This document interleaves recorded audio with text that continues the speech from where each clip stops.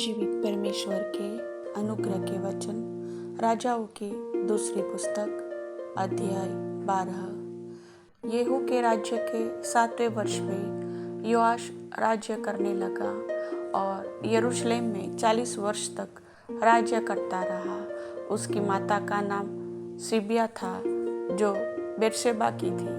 और जब तक यहोयादा याजक योआश को शिक्षा देता रहा तब तक वह वही काम करता रहा जो यहोवा की दृष्टि में ठीक है। तो भी ऊंचे स्थान गिराए न गए। प्रजा के लोग तब भी ऊंचे स्थान पर बलि चढ़ाते और धूप जलाते रहे। योआश ने याजकों से कहा, पवित्र की हुई वस्तुओं का जितना रुपया यहोवा के भवन में पहुंचाया जाए, अर्थात गिने हुए लोगों का रुपया, और जितना रुपया देने के जो कोई योग्य ठहराया जाए, और जितना रुपया जिसकी इच्छा यहोवा के भवन में ले आने की हो, इन सब को याजक लोग अपनी जान पहचान के लोगों से लिया करे और भवन में जो कुछ टूटा फूटा हो उसको सुधार दे। तो भी याजकों ने भवन में जो टूटा फूटा था उसे योआश राजा के राज्य के 23वें वर्ष तक नहीं सुधारा था।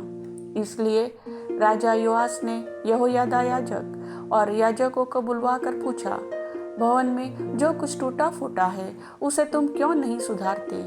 अब से अपनी जान पहचान के लोगों से और रुपया न लेना, और जो तुम्हें मिले उसे भवन के सुधारने के लिए दे देना। तब याजकों ने मान लिया कि न तो हम प्रजा से और रुपया ले और न भवन को सुधारे। तब यहोयादा याजक ने एक संदूक लेकर उसके ढक्कन में छेद करके उसको यहोवा के भवन में आने वालों के दाहिने हाथ पर वेदी के पास रख दिया, और द्वार की रखवाली करने वाले याजक उसमें वह सब रुपया डालने लगे जो यहोवा के भवन में लाया जाता था। जब उन्होंने देखा कि संदूक में बहुत रुपया है, तब राजा के प्रधान और महायाजक ने आकर उसे थैलियों में बांध लिया और यहोवा के भवन में पाए हुए रुपये को गिन लिया।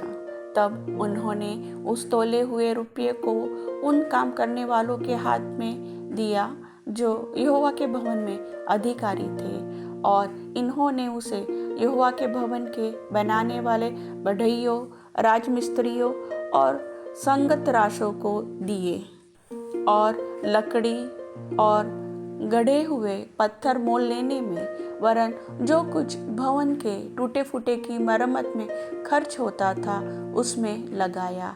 परंतु जो रुपया यहोवा के भवन में आता था उससे चांदी के तसले, चिमटे, कटोरे, तुरहिया आदि सोने या चांदी के किसी प्रकार के पात्र न बने, परंतु वह काम करने वाले को दिया गया, और उन्होंने उसे लेकर यहोवा के भवन की मरम्मत की। और जिनके हाथ में काम करने वालों को देने के लिए रुपया दिया जाता था उनसे कुछ हिसाब न लिया जाता था, क्योंकि वे सच्चाई से काम करते थे। जो रुपया दोष बलियों और पाप बलियों के लिए दिया जाता था, यह तो यहोवा के भवन में न लगाया गया, वह याजकों को मिलता था।